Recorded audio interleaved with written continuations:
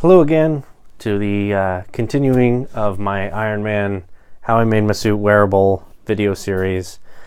This is part 7, and I'm going to just stop talking about the major sections of the suit for a bit and talk about the undersuit. I had just mentioned the undersuit in the previous portion about the midsection and the thighs, so I wanted to cover that real quick because that was kind of more or less major for the majority of the suit. A lot of the sections of the suit have some sort of connection to it, so I just wanted to cover that a little bit. First off, I'll start with a piece of the actual suit that I haven't covered yet, and because it's so small, I don't want to make its own video, and that would be the knee sections. Now, on previous suits, I kind of split the knee up and either had it connected to the shin or connected to the thigh, and whenever I bent my leg it kind of looked weird. Now with these, I split these off into pieces and made them their own section and made them Velcro attach. You know, I have Velcro all the way around it, and I have them Velcro attach to the undersuit. And the reason I did that is because I left these, you know, still just kind of foam, you know, just painted. So they're very flexible. And I wanted them right against my body so that they were underneath both the thigh and the shin, so that when I actually moved my leg around, they moved independently from those two pieces. And it made it look more like the actual suit in movies and stuff. So that's why I did that. And that worked out really, really well. The paint around the edges, the silver paint, that wore down, but it's still not visible because the shin section covered over that. That's why it wore down, is because that part was rubbing against it, which wasn't a big deal, wasn't entirely visible, but it just looked better, you know, in my opinion, to have the knee section separate. So that's why I did that. And the elastic here, that's kind of to help put it on, and a little extra to hold it in place just in case the Velcro isn't enough, but the Velcro is actually very strong. What I found is I actually have to put this on backwards first and then rotate it around, because otherwise it'll stick to the Velcro as I'm working it up the leg. So that's why I did that. But the Velcro just goes right around the back of the knee and is very, very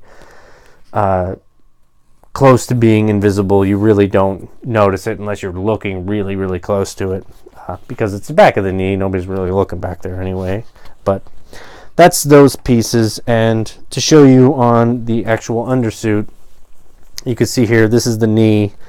Now, gluing these pieces on, I used hot glue for most of the Velcro. I was a little bit worried about trying to sew into this suit, plus I'm terrible at that, so I didn't do that. But what I did do is I had the thigh section on and the shin section on, and I marked lines around where the Velcro needed to go, and then put, you know, the knee pad on there and figured out where I needed to put the Velcro, marked those spots, took the suit off, and then hot glued it, of course. Otherwise, because this suit is so thin, I would have severe burns because I use a hot temp glue gun, and that's a serious burn. I've had that before. Now, hopefully this is visible enough, but this is the crotchal region. This is where I cut a hole in the suit and added Velcro so that I can open it and go to the bathroom with the opening in the cod piece that I spoke about earlier in the previous video.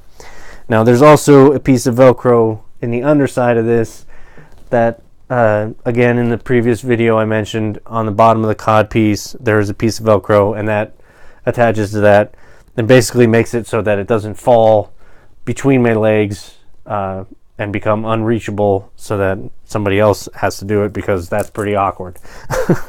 But that's why that piece of Velcro is there. There's nothing really going on in the back, But on the sides here, there's just 2 pieces of Velcro, and the matching portion of the Velcro for that is on the midsection, and that's not really necessary either. It just kind of holds the suit to those, to the ab sections. It wasn't really crucial. I just kind of added them there. They weren't necessary. They don't need to be there. I just added them, and everything worked out anyway. So, but that's those pieces. Now on this, I cut the fingers and the thumb off because I was wearing gloves anyway, and when I took the gloves off, I wanted to have my fingers so that I could operate my phone and whatever. Again, going back to being able to go to the bathroom, you need to hopefully wash your hands too, just in case. But to the neck area, I didn't really cover this when I talked about the neck, but on the undersuit, on the shoulders here, I have 2 pieces of elastic on either shoulder glued to the suit. Now what those are for is the neck piece has 2 elastic straps that come off the side, and they hold the biceps on. Now those elastic straps that come off of the neck, they get passed underneath these pieces of elastic and brought to the shoulder, and that's where they attach the biceps.